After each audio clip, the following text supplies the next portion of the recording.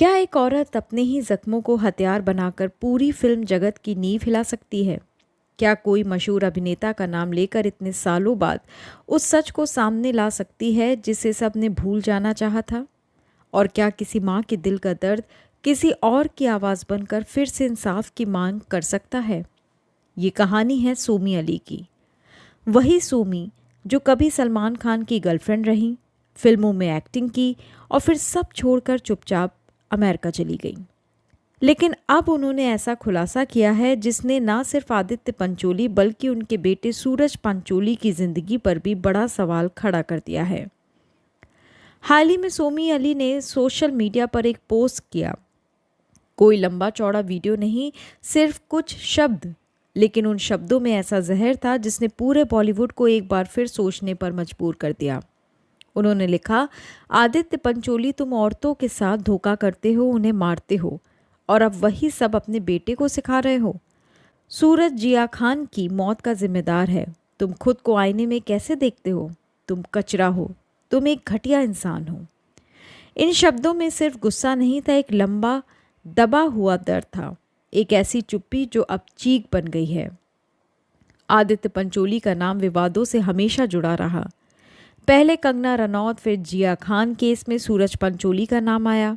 लेकिन अब जब सोमी अली जैसी औरत जो खुद उस इंडस्ट्री की भागीदार रही है सामने आकर इस तरह का आरोप लगाए तो क्या उसे नज़रअंदाज किया जा सकता है? सोमी यही नहीं रुकी, उन्होंने तनुश्री दत्ता के मामले में भी खुलकर समर्थन किया था। उन्होंने बताया था कि कैसे तनुश्री को मानसिक रूप से तोड़ा गया, कैसे उन्हें जासूसों से निगरानी में रखा गया, यहाँ तक कि जहर देने की कोशिश की गई।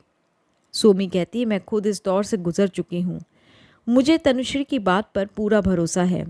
ये अकेली की कहानी नहीं है, ये उन सैकड़ों लड़कियों की कहानी है जो चुपचाप सहती रहती हैं, क्योंकि उन्हें पता है कि अगर वो बोली तो इस इंडस्ट्री के ताकतवर लोग उन्हें मिटा देंगे।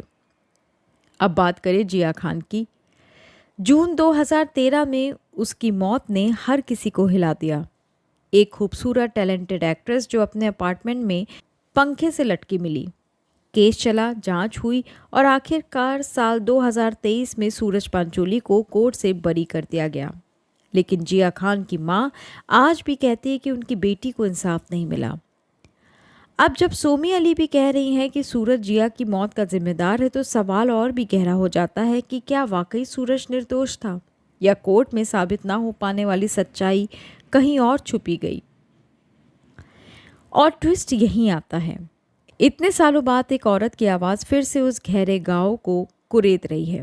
क्या ये सिर्फ पब्लिसिटी है या सच में अब वो दौर आ गया है जब लोग बिना डरे सच बोलने लगे हैं? सोमी की पोस्ट के बाद आदित्य पंचोली की तरफ से अब तक कोई भी कमेंट सामने नहीं आया है। सूरज भी खामोश है, लेकिन सोशल मीडिया पर बहस तेज हो गई है। कुछ लोग सोमी को साहसी कह रहे हैं तो कुछ उन्हें झूठी। लेकिन असली सवाल ये है कि क्या इंडस्ट्री के चमकते चेहरे वाकई इतने स्याह होते हैं?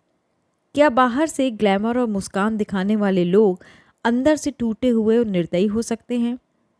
क्या किसी औरत की आवाज़ सालों बाद भी किसी और औरत के लिए इंसाफ ला सकती है?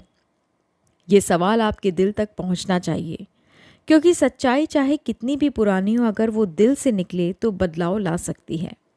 अब बात सिर्फ सोमी अली की नहीं रही, बात है उस औरत की जो कभी चुप रही लेकिन अब और नहीं।